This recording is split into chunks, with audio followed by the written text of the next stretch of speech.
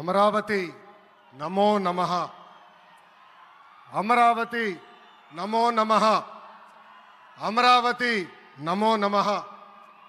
వేదిక మీనున్న architect of modern Bharat గౌరవ ప్రధానమంత్రి నరేంద్ర మోడీ గారికి, మన పేదల నాయకుడు గౌరవ ముఖ్యమంత్రి చంద్రబాబు నాయుడు గారికి, నా అన్న గౌరవ ఉప ముఖ్యమంత్రి పవన్ అన్నకి,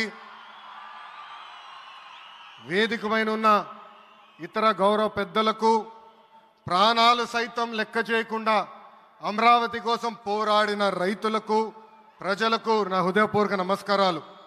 ముందుగా పహల్గాం ఉగ్రవాద దాడిలో చనిపోయిన వారికి నేను నివాళులర్పిస్తున్నా. ఉగ్రవాదుల దాడిలో చనిపోయిన వారి కుటుంబానికి దేశం మొత్తం అండగా నిలబడుతుంది. పాకిస్తాన్ గీత దాటింది, అమాయకుల్ని చంపింది, చాలా పెద్ద తప్పు చేసింది. ఒక్క పాకిస్తాన్ కాదు, 100 పాకిస్తాన్లు వచ్చినా భారతదేశం నేలపై మొలిచిన గడ్డి కూడా పీకలేరు. 100 పాకిస్తాన్లకు సమాధానం చెప్పే ఒక్క మిసైల్ మన దగ్గర ఉంది. ఆ మిసైల్ ఏంటో తెలుసా? నమో గౌరవ ప్రధానమంత్రి నరేంద్ర మోడీ గారు. సింహం ముందల ఆటలు ఆడకూడదు, ఆడితే ఏమవుతుంది? మన సింహం నమో కొట్టే దెబ్బకి వరల్డ్ మ్యాప్లోనే పాకిస్తాన్ అని మిస్సింగ్ రావటం ఖాయం. ఈరోజు పాకిస్తాన్ ఆర్మీలో పనిచేసేవారు కొంతమంది రాజీనామా చేశారు, కొంతమంది సెలవులు పెట్టిపోయారు. దట్ ఈస్ మన నమో. నమో కొట్టే దెబ్బకి పాకిస్తాన్ దిమ్మ తిరుగుతాం ఖాయం. ఈరోజు నేను గర్వంగా చెప్పగలుగుతున్నా, ఎంటైర్ నేషన్ స్టాండ్స్ విత్ మన నమో. కేంద్రం ఈరోజు కులగణన చేయాలనే నిర్ణయం తీసుకుంది. ఇది ఒక నిర్ణయం కాదు, ఇది ఒక సంచలనం. Wear others hesitated for decades, Namo acted, rewriting history with courage. True to his commitment to empower the marginalized and deprived, Namo's bold stroke will deliver social justice in its truest form. నమో గారికి ఆంధ్రప్రదేశ్ అన్న, అమరావతి అన్న ఎంతో ప్రేమ. ఇప్పుడు ఆయన ఢిల్లీలో ఎంత బిజీగా ఉన్నారో మనందరూ తెలుసు. ఆయన ఈ కార్యక్రమానికి వచ్చారు.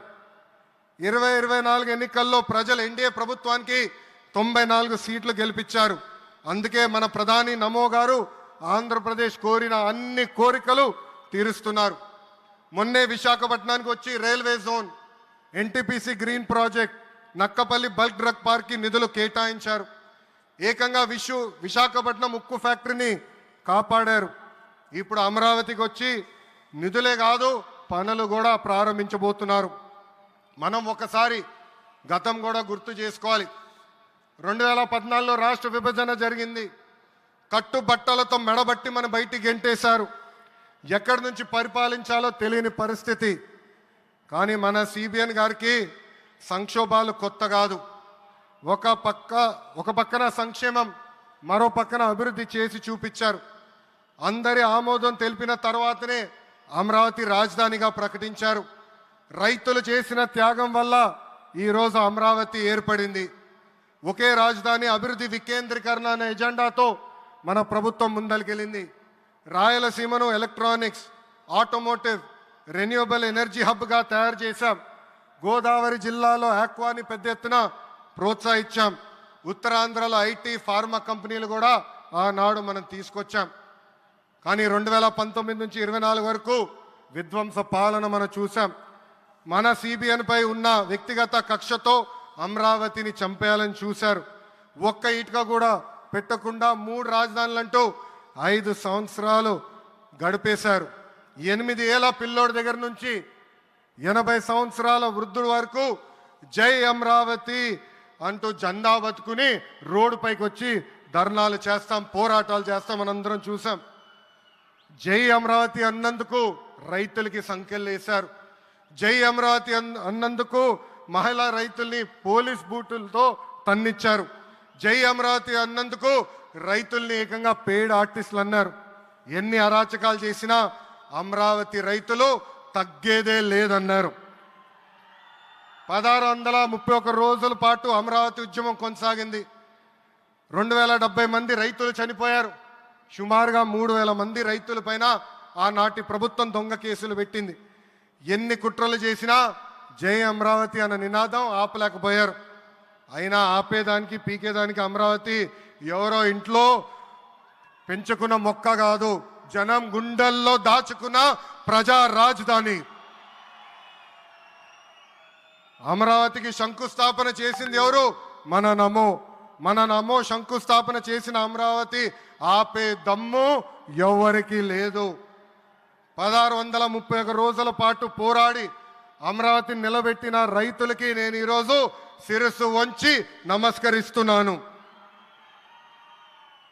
ప్రధాని నమో గారి చేతి మీదుగా అమరావతి పనులు తిరిగి ప్రారంభం అవుతున్నాయి. ఇంకా అమరావతి అన్స్టాపబుల్. అభివృద్ధి వికేంద్రీకరణ అంతే స్పీడ్గా జరిగిపోతుంది.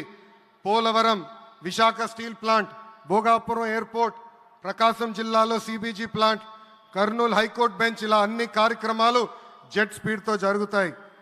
ప్రజాప్రభుత్వం ఏర్పడిన 10 నెలల్లోనే 8 లక్షల కోట్ల పెట్టుబడితో వాటి ద్వారా 5 లక్షల మందికి ఉద్యోగాల అవకాశాలు కల్పించడానికి అనేక నిర్ణయాలు మేము తీసుకున్నాం, ఒప్పందాలు కుదిరించుకున్నాం.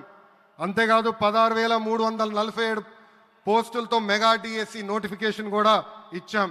5 ఏళ్ళలో ప్రైవేట్ రంగంలో 20 లక్షల ఉద్యోగాలు కల్పించాలని ఒకే ఒక లక్ష్యంతో ఈ ప్రజాప్రభుత్వం పనిచేస్తుంది. ఆంధ్రప్రదేశ్లో ఇప్పుడు డబుల్ ఇంజిన్ సర్కార్ ఉంది. 2 పవర్ఫుల్ ఇంజిన్లు.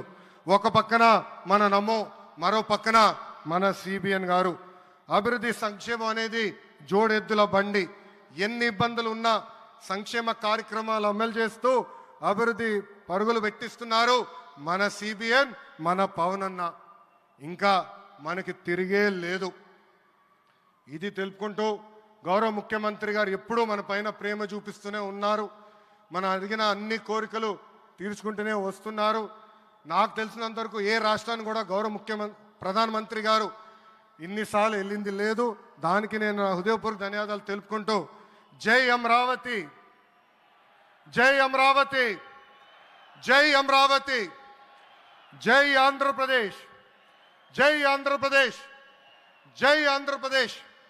నరేంద్ర మోడీ గారి నాయకత్వం, నరేంద్ర మోడీ గారి నాయకత్వం, చంద్రబాబు నాయుడు గారి నాయకత్వం, పవన్ అన్న నాయకత్వం. జై హింద్.